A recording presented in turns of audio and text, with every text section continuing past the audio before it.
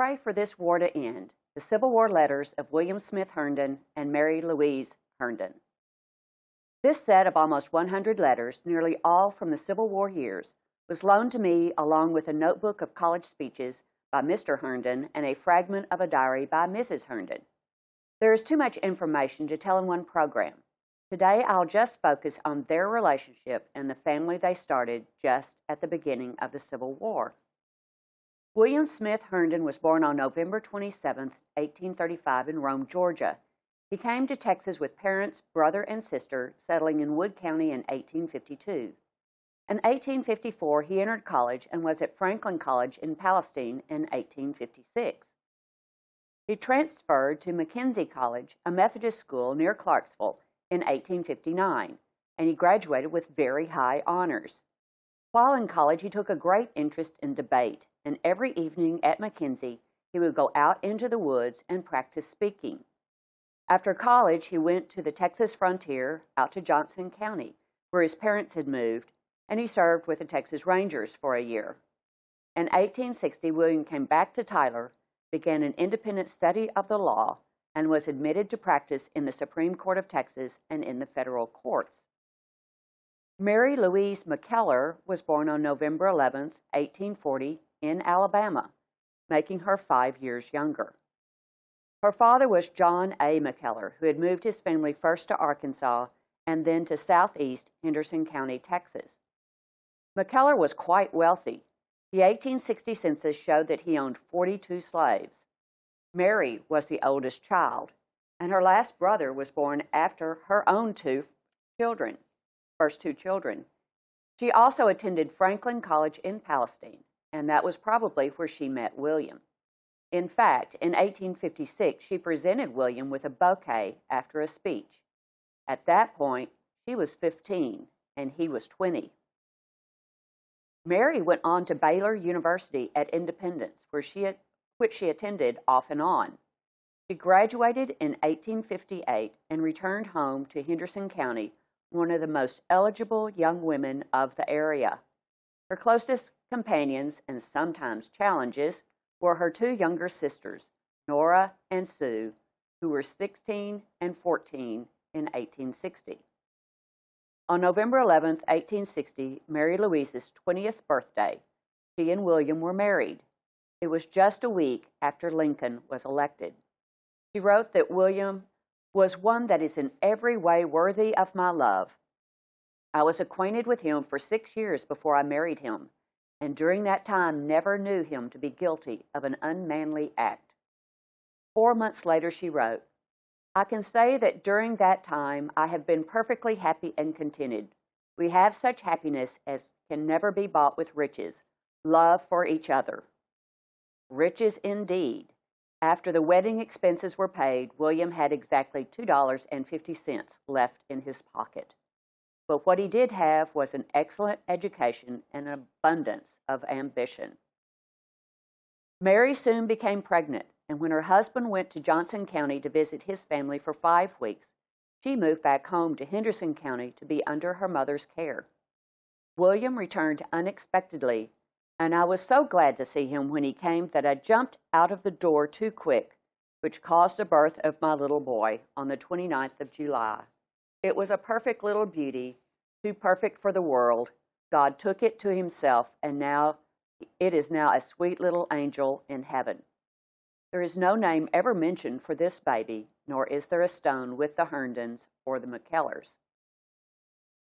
Mary's father had bought a 4-room, 1-story home on a large 3-acre lot in Tyler on June 11, 1861, had it improved, and the young couple moved in September. The house is located southwest of downtown Tyler, where the Tyler YMCA is now. In this map, that's Oakwood Cemetery at the top left, which will be mentioned later. The courthouse square is at the right, and the Herndons' home is in the bottom left, across from the Woldert home. Mary's father also loaned her 5 slaves, Lucy, age 30, her 4 children, and Charlotte, probably not Lucy's child, age 5. The McKellars' extended family also treated the home as a boarding house for younger family members going to school in Tyler. But by that time, the Civil War had started in earnest, and two waves of Confederate companies had already enlisted and left town.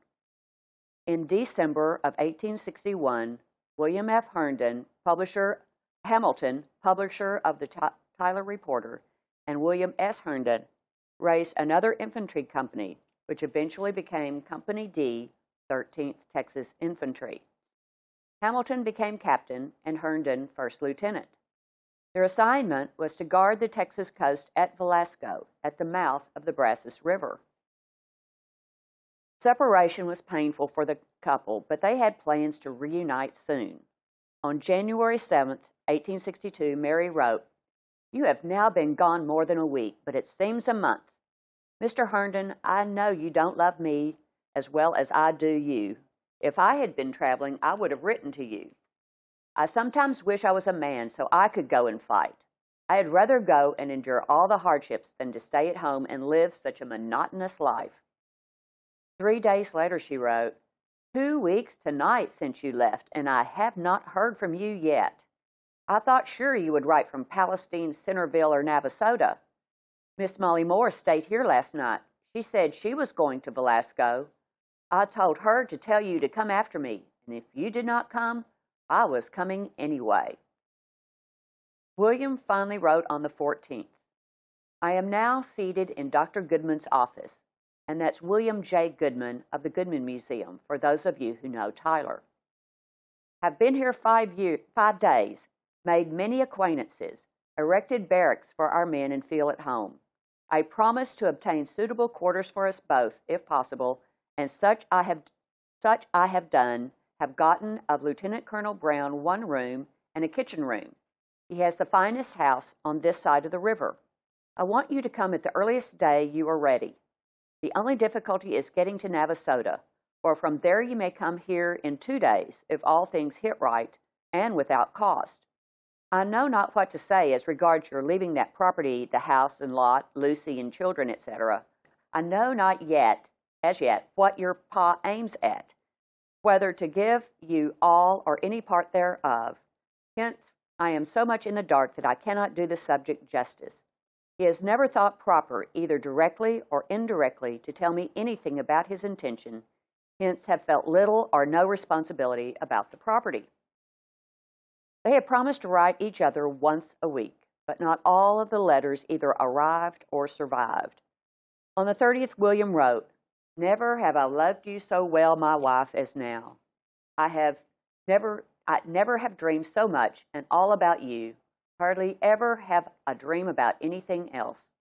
So you know my mind is dwelling on you all the time I am buried in slumber." In an undated letter from this time period, he wrote, "My dear, you know not what soldiers suffer, what hardships they undergo, and why. Well, there are 1,000 good reasons that urge and stimulate me to action. Liberty is a great thing to fight for. Millions have bled for it, and perhaps millions more will do likewise.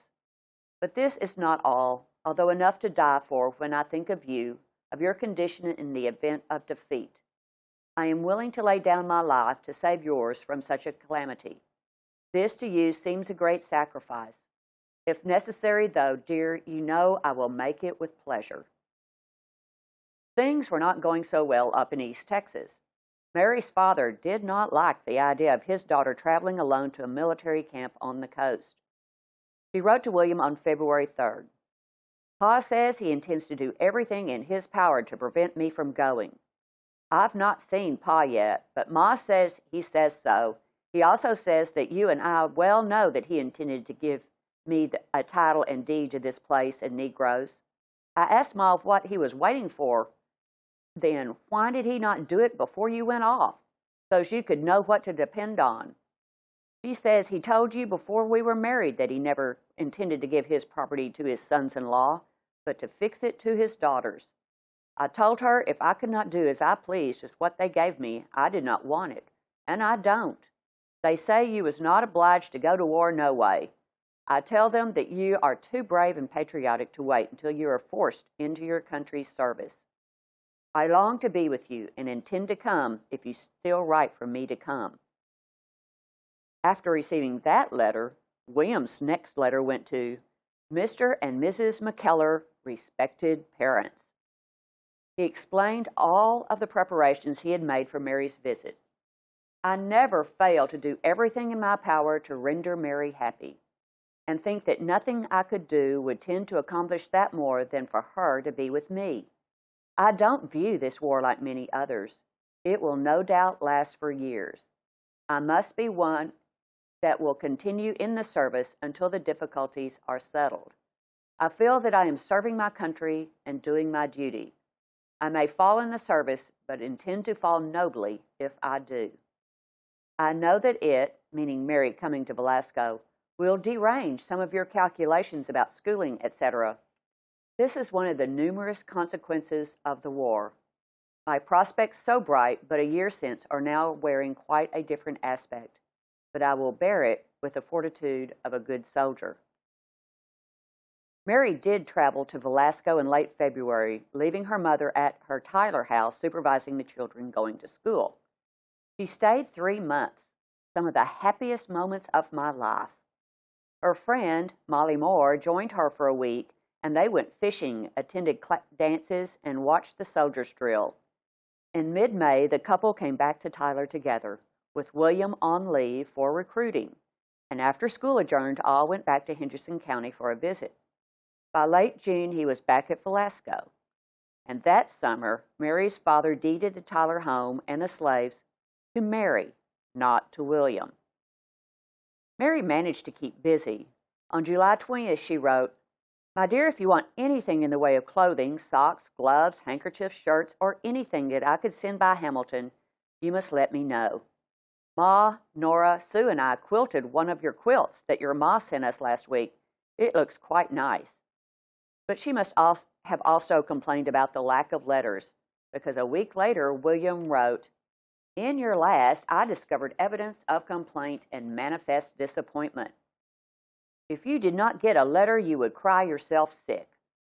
Well, you little rascal, how could I help that, being 300 miles from you? Now that won't do. Show to me at least that you are a real heroine, able to bear up under the most trying circumstances with a fortitude becoming your sex."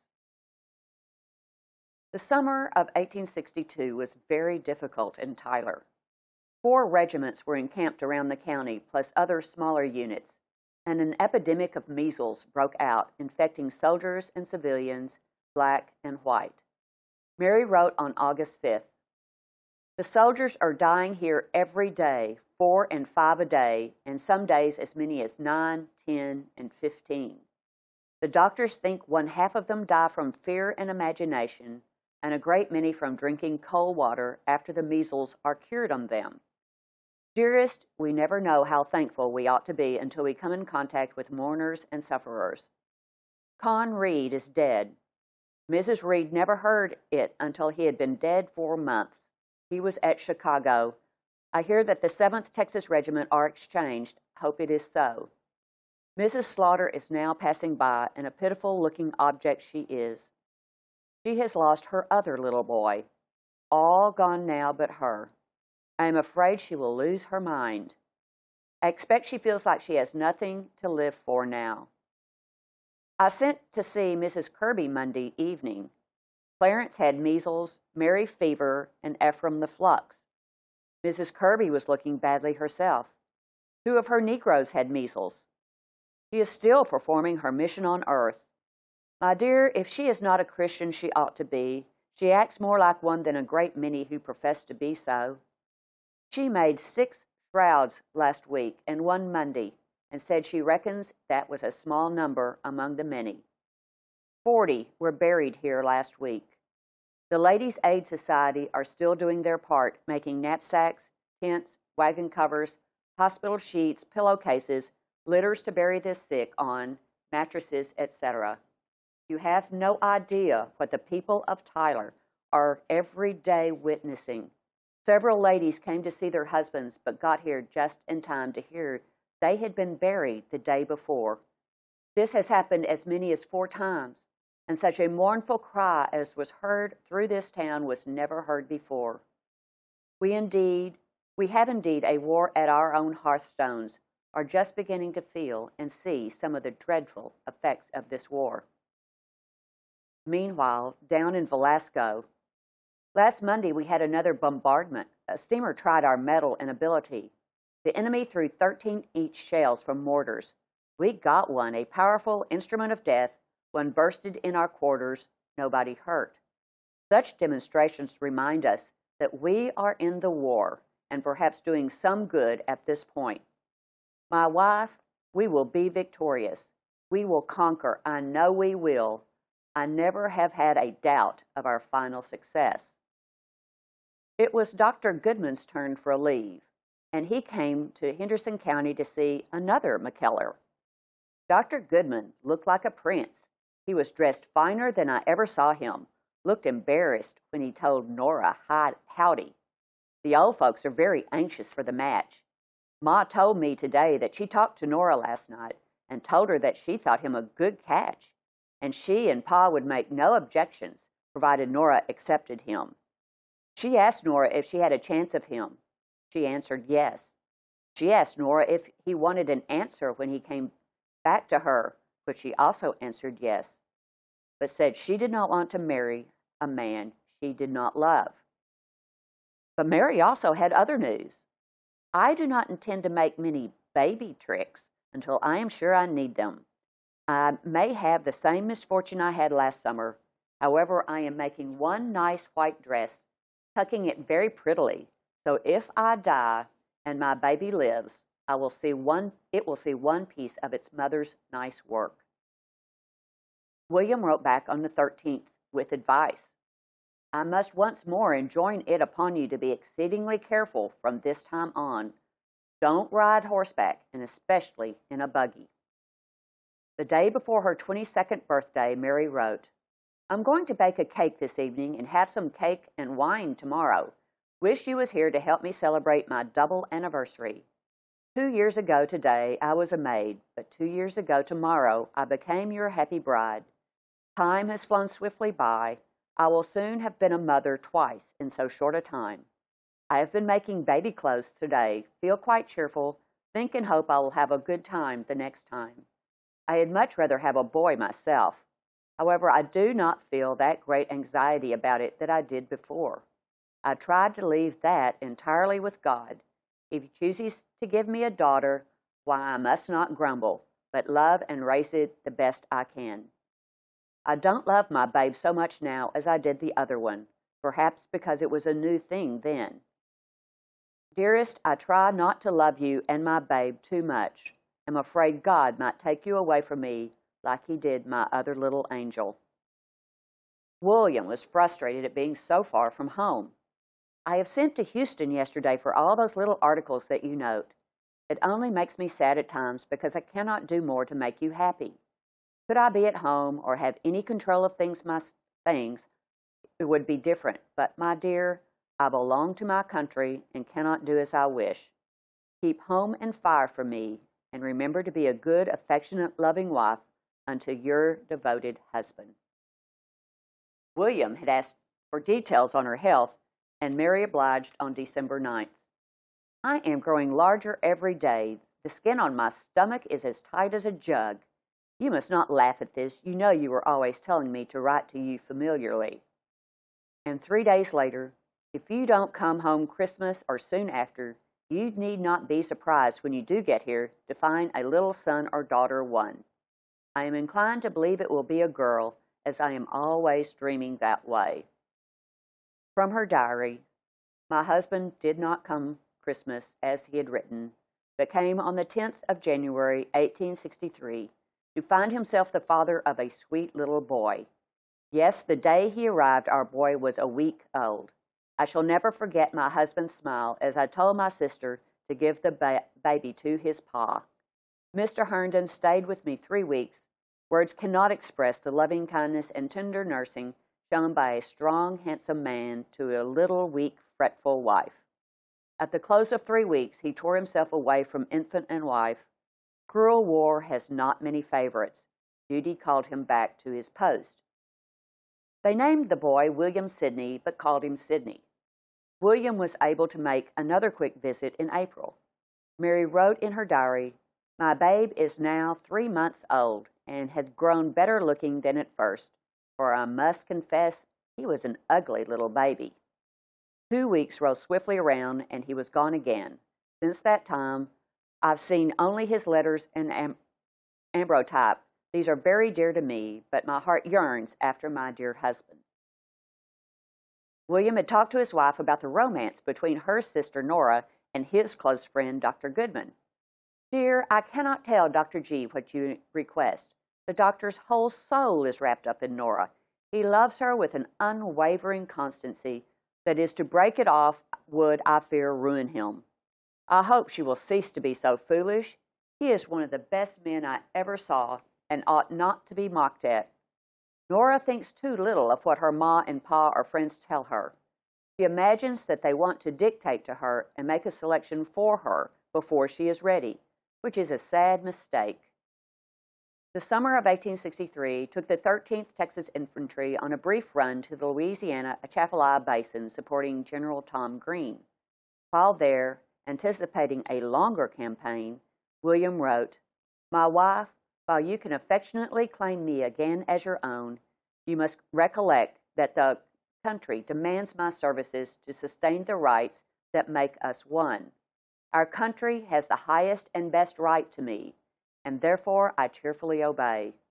Do not consider for a moment that I am sad. No, no. I am cheerful and willing to do my duty. I look for severe trials and great hardships, and am well fortified in mind to meet them. I am now ready to go." But in September, he was back at Velasco, still offering brotherly advice. "My dear wife, you must talk to Sue and tell her it will not do to squander her time away in sporting and attending parties. Tell her if she has any aspiration to hold high social position, to determine within herself that she will not attend a party under any circumstances whatever until after the session closes. No young lady can learn who habitually attends parties, and you should tell her plainly and not keep the matter from her pa. It is worse than money thrown away. It is precious time foolishly lost. She told me that she was doing her best to learn. If she visits on Saturday and Sunday and attends parties during the week, she told me a story. She is not trying to learn, but trying not to learn." William came home again in October on detached service to bring in absentee soldiers, then headed back to Velasco. He noted the first birthday of his son in a letter on January 3, 1864. "Today is the birthday of our dear son. Our Creator has greatly blessed us in granting such an inestimable boon of pleasure, such a wellspring of joy. We ought to return unto him our most unfeigned thanks for committing to our care such a goodly treasure." Mary wrote back, "I weighed Sidney when he was a year old, weighed 23 pounds, has 8 teeth, and is prettier than ever." But she was beginning to have concerns about Sid. "Our boy is as usual. I believe his head gets worse, longer every day. I have had several ladies tell me that the doctor ought to have shaped his head when he was born. But you know Campbell is such a fool that if it had been worse than what it is, he would not know what to do. If I ever have another child, I'll not be murdered up and botched up by him, such as him again. I'll have a good physician or not at all. Well, what am I talking about? I am not likely to have another soon unless you get to come home again soon. I wish you was here this very night, but I don't want any more babies until the war is over. If Sid does have an ugly long head all his life, I have this much to be thankful for, that he is not an idiot. He is smart and perfect in form." William had no such concerns about Sidney. "Your good letter of the 29th ultimate came to hand yesterday. You seem to think badly of our boy's contour, that his head is ill-shaped. Well, my wife, what seems ill-shaped to you in our boy confirms me in my opinion of his good looks. I never saw such a stronger evidence of future manhood, coupled with sterling sense, manifested in any child." Mary wrote from Tyler on February 11th, "Sidney is well, has 2 jaw teeth, and will soon have 2 more. Calls me Ma. He does not try to stand alone. He is too big a coward. I am going to wean Sid and May and fatten up some before you come home. And on February 20th, I'm glad you have such an exalted opinion of your son's head. It may be, as you say, an indication of sense, but it is not pretty.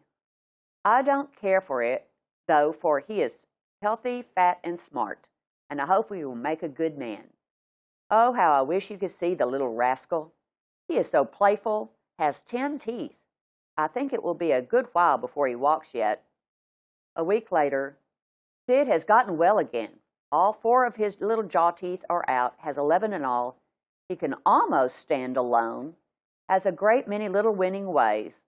Sometimes when I ask him to kiss me, he will shake his head and say, "Oh, no."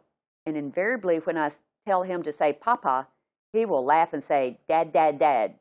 I do wish you could see him. He gets more and more like you every day, has lately commenced to crawl. William wrote on February 29th, still concerned about Dr. Goodman. Ask Nora if she intends to write Dr. G. I think she is treating him badly. There's nothing wrong in her writing to him, and it will be a great pleasure to him. Kiss our dear boy and learn him to walk and talk. In March, Mary decided to start a little early on her plans to wean Sid. Sid is just as fat as a pig. He sucks all my fat away, so instead of finding a blooming bride when you come home, you'll find a little skeleton to embrace. I'm going to let Sid go home with Ma if she comes. I have no cow milk here for him to drink, and another thing, I don't want to hear him cry when he is weaned. Then Ma stayed all the week, went home yesterday and carried my dear boy, our only child. It is so lonesome here without him. It seems that all the light has gone from my house. I can't stay here, not even to read. He started off perfectly delighted, saying "die-die" for goodbye. I was crying, he was laughing and saying "die." Her father brought Sid back the first week of April. Sidney was sick while he was at Ma's and not well yet. His bowels and stomach are deranged, I suppose caused from the change of diet. I hope he will be better in a few days. If he is not better in the morning, I will send to Dr. Davenport for some powders for him. After reading about Sid's weaning, William wrote Mary that, I can truly sympathize with you for our dear boy. Bless his little heart. That is the first step to becoming a man. You may look at him now in a different light. He is no longer dependent upon your body for a support, but upon your exertions and will continually grow less dependent. Soon you will see him beyond your reach and control. Then he will be a man. How strange yet how true. You cannot always keep him a baby. The child soon gets beyond his parents. In April and May of 1864, William's mother came for an extended visit to meet her new daughter-in-law and grandson. Both women wanted William home, at least for a while. Ma wants to see you very much. She is excellent company. I do love to talk to her. Sidney is well and getting fat again. He can't talk nor walk yet. Is rather backward, but these smart pert babies never make smart grown people. William had to put them off for a while. Kiss our darling boy for me and tell him to love his grandmother and be friendly with her. Keep Mother busy talking until I come, and she will forget going home. Mary wrote back on April 25th, Your mother is here well and lively, making herself useful in different ways. She is very good company. Our boy is fat and well, but can't walk yet. I have just some little shoes on him, think he will do better. His feet used to turn to one side before I put shoes on him. You have no idea how much I wish to see you, but when you come, to think I have to give you up again so soon, it's a miserable thought. Pray often for this dreadful war to close. In May, she became more impatient. It grows worse and worse each letter I receive. Once you said you'd be home in April, then by the 20th of May, now the cry is the 1st of June. Next letter I get, it will be the middle of June, and so on. But I suppose you never make any explanations or complaints to any of them. Oh, no, that would be too womanish, beneath your dignity, etc. Sidney is not right well and has not been since I weaned him. He is not near as fat as he was before I weaned him. This is surely a sickly country. There is not a day but we hear of a death. William noticed the attitude. Your favor of the 5th instant came to hand last mail. By that I discovered you have lost all patience and were really mad. My dear wife, you ought not to lose your temper, especially on paper. And from what you say, Mother is very impatient too. I am sorry indeed that it has been entirely out of my power to come home, at least without deserting the service, and I hope you would not for a moment recommend such a dishonorable course. I have learned that of all things, war is the most uncertain. He got his furlough beginning May 20th, but was back in Velasco, sick in quarters, in July. Sid was also sick back at his grandfather's house. Dr. Coulter was here yesterday evening. I got some prussiate of iron for him to give to Sid. It keeps me busy to keep Pa from feeding him too much. Friday, the day you left, he was worse, caused from feeding him too much. Pa then said he would not feed him any more. Saturday he left off, but yesterday, Sunday, he wanted to feed him again. Sidney's health did not improve when Mary moved him back to Tyler. I had taken the bandage off 2 days when I came up here, but Mrs. Wolter told me to put it back again and to stand him in a foot tub of water night and morning, wrap a wet towel around him, pour a tin cup of water on his head, and make Lucy rub him all the while, and then take him out and rub him with a dry towel. The little fella squalls all the while. I have to hold him while Lucy rubs. He is not able to stand. He has a craving appetite. I feed him on chicken soup and rice, sometimes coffee and biscuit. By July 29th, Mary was able to write William, our sweet little boy is in a fair way to get well now. I think he gets a little better every day. He laughed out loud several times yesterday, something he has not done for 4 or 5 weeks. Notices nearly everything and smiles.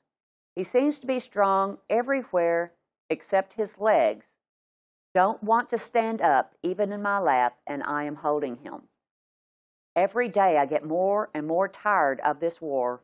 Pray for this war to close, dearest, every time you pray, and remember Sid and your loving wife. And on August 5th, Sidney continues to get better every day, laughs and plays on a pallet. Sometimes he tries to crawl, but he does not like to stand on his feet. His legs appear to be very weak. Mrs. Wolter tells me to rub them well when I bathe him, and then to rub them well with a coarse dry towel. He likes the medicine you sent finally, gets the spoon and smiles and points to the bottle. Mrs. Chapman gave him some wine one evening, and I believe he would have drank the whole glass empty if I had let him. Lucy and I have been quite busy this week making wine and vinegar. I made 2.5 gallons of wine. I feel very well, though, and will give $1 million of gold dollars to the Confederacy to have you with me all the time. I wish I had a great deal of gold. I am sure Jeff Davis would let you stay at home if I were to give it to the Confederacy. But we are poor and have to tough it out until the close of this dreadful war. I do hope it will close this year, though I hardly think it will. But in mid-August, Mary wrote William, Mrs. Warner's and Mrs. Chilton's babies died here last week with flux. It does look like children in Tyler are so subject to that complaint and rarely ever recover either. I think he, Sid, needs a change in diet, but I have nothing to change him on. Toasted light bread, chicken soup, and half-done eggs are his bill of fare. I've written to Ma to send him some rice, and I hope she will do so soon. I carried Sid down to Dr. Davenport's yesterday morning. He said he thought Sidney was doing as well as I could expect, but he would not get entirely well until cold weather. I have not been unwell yet. I don't know whether I am in a situation or not. I have never been the least sick. I reckon I can tell in the course of 3 or 4 more weeks. I hope that if it is so, that Sid will make haste and walk and get out of the way before the other comes on. August is nearly gone, and it won't be long before cold weather is here, and I hope he will improve fast and get to walking before he is 2 years old. I have not been sick in a certain way since you left. I expect it is a gone case, but the Lord's will be done and not mine. A week later, Sid does not get any worse, but is not much better. He is pert enough, laughs, and tries to talk. Can crawl, but doesn't like to stand on his legs. You must come just as soon as you can and bring me something pretty for your little daughter that will be after a while. By the end of August, Mary was moving beyond morning sickness. I have gotten over my sick pettish spell, have a good appetite now, and can eat most anything that comes to hand. Her slave woman was also pregnant. Lucy looks pretty large, will be sick sometime in September, I expect. Mary's food cravings came up next. I wish it was peaceable time so you could be here and get me something good to eat. I want some mackerel, cheese, all kinds of fruits, but they are not to be had, so it is no use to want. I would very well like to have some oysters, too. William's next letter noted that he had finally received her letter from mid-August and also one from Nora to Dr. Goodman. In that letter to Dr. G, she said what she ought to have told him, that she did not love him, nor ever did, etc. Now you may well imagine the refined meanness of that kind of double dealing.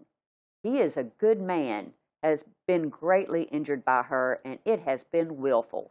My opinion is that she will never cease regretting what she has done. You tell me some news in your last that I hardly credit, yet it is not impossible. I have no objections to it being, as you say.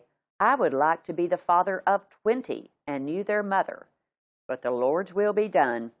I am happy in being your husband, my dear wife, and nothing besides that happiness so bright as your having children. Mary replied on September 15th, Sid is stronger everywhere except in his legs. I have him to sit on the floor and crawl as much as he will, and to make Charlotte walk him over the floor. He knows how to step, but don't want to bear his weight on his legs and feet. His legs are very crooked. Pa says that if he was me, he would have them bandaged. He is naturally bow-legged. I hope that he will get to walking by the time I have another baby. Mary's letters from the last part of September 1864 are some of the most difficult. On the same day she wrote that she went to the Baptist church to hear a sermon, she also reported that she had forbidden her slave, Lucy, to allow her husband to visit because he had been involved in stealing around town. When he came anyway, I had Short, and that's probably J.C. Short, to give Lucy a good whipping. She has needed one for nearly 3 years. I intend to have her whipped every time she needs it hereafter. Lucy ought to have another whipping about telling so many lies about it and making Gray, Lucy's son, tell lies. Lucy was probably 8 months pregnant. Mary's letter concluded, I have not been to church much this year and think it my duty to go oftener. The next letter, a few days later, on the 20th, yesterday morning, Lucy made out she was sick, did not want to go to work, but I told her she had to, that Short had only made her mad. I would put her in a good humor. So she went to work and spun more than she has in any day for a long time. 4 days after that, Mary wrote, Before day yesterday, Gray came in and told me his mammy was sick, so I had to get up and cook breakfast. After I got the dishes washed up and the kitchen cleaned up, I sent Gray for Dr. Lawrence to come, and he examined her and went back and said it would be a long time, but he'd hardly got back to town before the child was born. No one in the room except Mrs. Billington's Negro woman and myself. I sent after the doctor before it was born. He got back again in time to see that everything was all right. It is a girl, a mighty little one at that. Then, October 25th, Lucy is doing very well, but her baby died yesterday at noon. It never sucked nor had an operation, a bowel movement, although I gave it oil and molasses, and the doctor came yesterday morning, gave it 2 doses of calomel and afterwards some oil, but nothing could save it. It was so little and weakly, it was hardly worth raising anyway, so I did all that I could for it. One of Mrs. Dick Hubbard's twins died this week, and the old man and the old lady are both about to die. They are down in Cherokee County. There is not a day passes, I don't suppose, but what there is someone buried out in the graveyard, and that would be Oakwood Cemetery. At least I never hear from there but what they are digging a grave. I think this is one of the sickliest countries in the world. I want to move away from here just as soon as the war is over. Sometimes I lose all my patriotism, if I ever had any, and would not care how the war ended, so you was spared to be with me. I do want to be with you all the time so bad. These short furloughs don't do me much good. You only stay long enough to get me in a bad condition and then have to leave. Mary was not in much of a better mood on October 1st. I have begun to grow considerably. Sid can say, "Ma, I want to go out," and "Ma, take me." And when he is looking for anything and finds it, he says, "Here it is." I can't get him to talk about his pa. I don't think he has any recollection of you, but remembers his grandpa. I wish that when this war is over, you would have a pocket full of money and could move us to a healthy country, somewhere where we could get something to eat. It looks like from the way I have set out that if you and I live, I will have a dozen children, and I don't want to stay here and bury them half and have the other half looking like cakes of tallow. You may argue that it is more sickly everywhere this year. So it is, but then it is sickly here always, every winter and summer. I know we have a nice place here, but we could sell it, and the sooner after the war, the better. In Velasco, William continued to look on the bright side, at least for his family. Your last of 4th instant came to hand a week since. It made me feel quite joyful on hearing of our boy's continued improvement and your good health. I am much in hopes that he will early become perfectly healthy and sprightly, and then he will walk, and his legs grow straight. But Mary was still very concerned. I would make any sacrifice in the world to get him, Sid, cured permanently. It looks like he never will walk. He won't even try to get up to a chair. His stomach is very large. I think I shall try a flannel jacket with Peruvian bark quilted in it before long. I am giving him worm medicine this morning. But Mary did have some good news.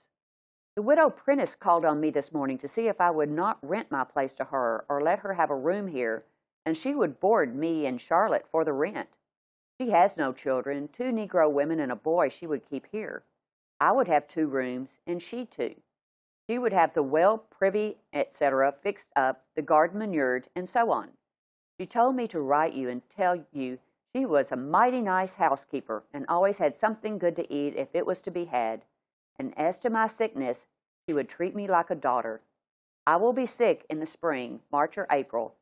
I am so tired of this war, I would almost be willing to have peace on any terms. William did receive a furlough on December 19th to come home and arrest deserters, so he was able to spend Christmas of 1864 and most of the winter with his family. He made an arrangement with Mrs. Prentice, a Louisiana refugee, who agreed to provide food for Mary and Sid as payment of rent. She stayed until the end of the war, when she returned home. William returned to Velasco to command the 13th Texas Infantry Regiment in March 1865. But with Mary's pregnancy now so advanced, he wrote, "You must know that I am very anxious now to get letters regularly from you, and will be until your sickness passes. Poor little Sidney, he will hate very much to leave you and go to your aunt's, but it may be best for him while you are sick. I have never seen a time during the war so dark as now. In our country it is now a great whirlpool of confusion. The victories of the enemy have struck us dumb, and the whole country stands amazed. Many of our best soldiers are whipped and ready to surrender, but this will not do. We must, if needs be, die like men. It is better than the fate that awaits us if subjugated."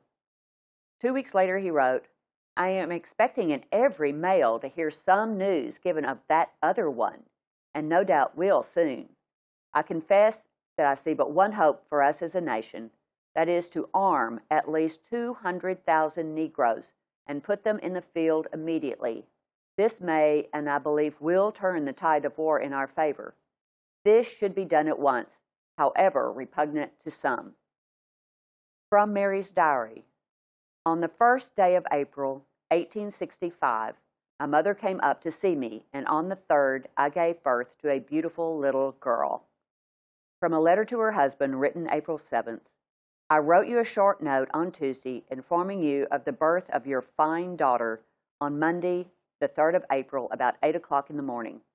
Monday morning I wrote to Davenport to remain in town all day that I might need him at any moment, but did not think I would until towards night.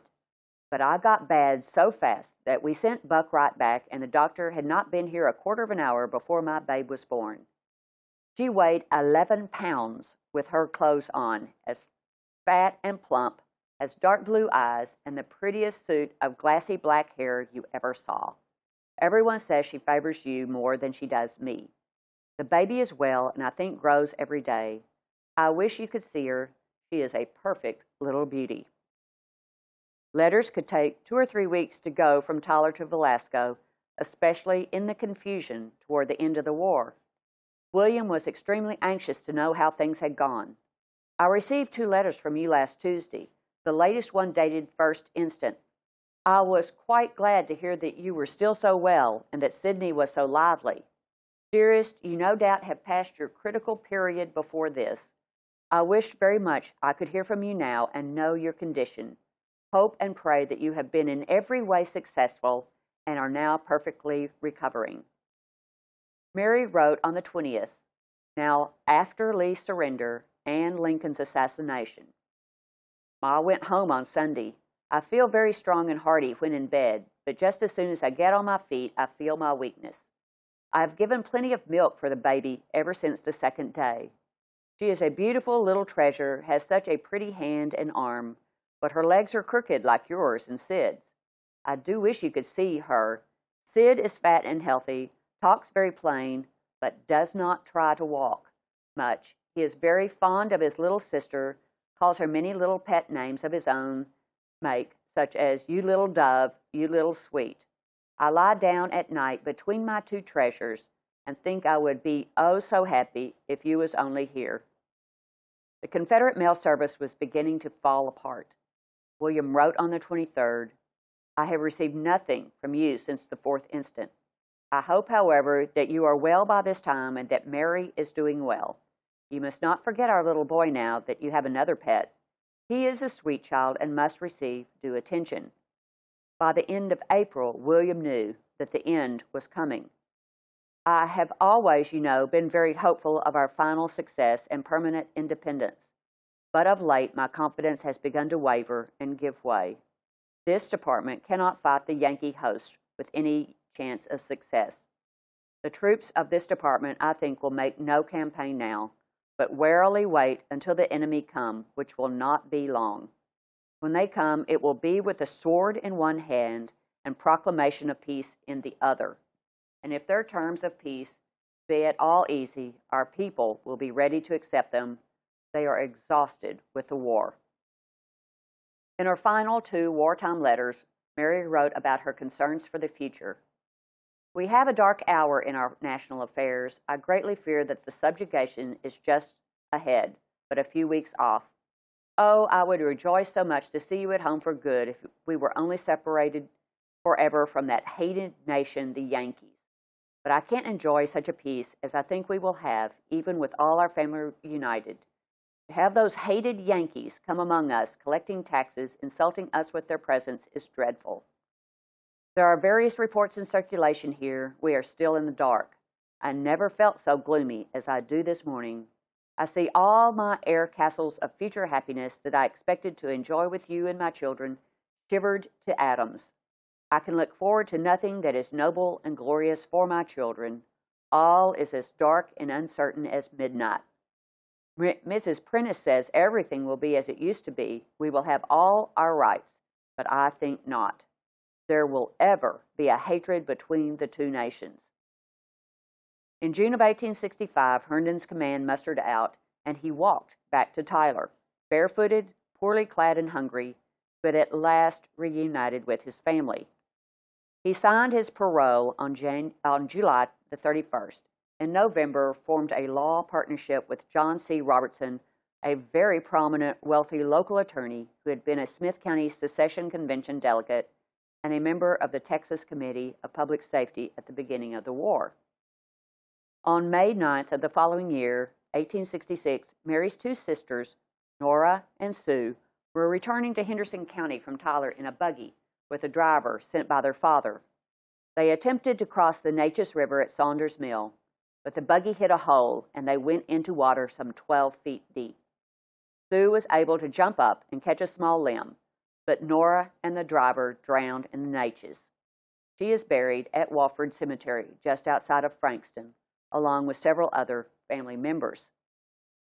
Eventually, William and Mary Louise Herndon had a total of 8 surviving children, 5 boys and 3 girls. William's law practice flourished, focusing more and more on railroads, and he eventually became one of the largest landowners in Texas. In 1871, he ran as a Democrat for Congress against Republican George W. Whitmore and won in a heated election, helping to end Reconstruction in Texas. After a second term, he retired, but remained active in state and national Democratic politics. William took a leadership role at what would become Marvin Methodist Church. While Mary never left the Baptist faith of her youth, at one point becoming the only woman on the building committee of First Baptist Church, Tyler, which was quite an accomplishment during that period, no matter the family wealth. Both were leaders in the temperance movement, he a prominent speaker and she a high officer in the WCTU. Mary also became an early suffragette, serving as a state-level officer in the Texas Equal Rights Association in 1893. All of her daughters and her niece Noni Boren, Sue's daughter, all became prominent suffragettes. William died in Albuquerque, New Mexico on October 11, 1903, at age 65. He had contracted pneumonia, and he and Mary had gone to Los Angeles to spend some time with the son to try to recover. They came back to Albuquerque for a better climate, but he died there of heart failure. His body was brought back to Oakwood Cemetery in Tyler. The son, born during the war, Sidney Herndon, who had had early problems learning to walk, was murdered on January 12, 1908 in Kansas City, killed by 2 blows to the head by a hammer during a robbery. William had earlier invested heavily in Kansas City real estate, feeling that the election of James Hogg as governor would ruin business in the state. Sidney lived in a large apartment building that he managed. In writing of the murder, the Kansas City newspapers and others nearby focused on his physical appearance. He was a small, undersized, crippled man. I could hear Mr. Herndon rise from a chair, and I could hear the sound of his crutches on the carpeted floor. He was almost a helpless cripple and never left his building. The murdered man was but 4 feet in height. I am not a doctor, but from that description and from Mary's letters, it would seem that he was probably a little person, perhaps suffering from dystrophic dysplasia.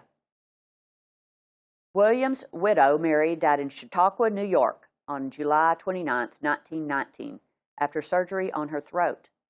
Mary spent most of her summers in Chautauqua, where it was much cooler and probably much healthier than Tyler. She had lived to see Texas women vote in Democratic primaries, but they were still not able to vote in general elections at the time of her death. The baby born at the end of the war, also named Mary Herndon, died September 14, 1928, in Hartford, Connecticut, after an illness of over 2 months, which was the result of falling down a stairway. She had been a vice president of City National Bank of Dallas and was prominent in financial and philanthropic activities. Elizabeth Herndon Potter, born in 1871, inherited the old home at 225 South Vine in Tyler. By now, it had been remodeled and added on a second floor. In 1957, she sold the home site to the YMCA for $100,000, then at once donated $50,000 of the purchase price back to the fund for the new building. That building was later dedicated to Elizabeth Herndon Potter and Walter Fair. She died on March 17, 1966, at age 91, the last of the Herndon children to die.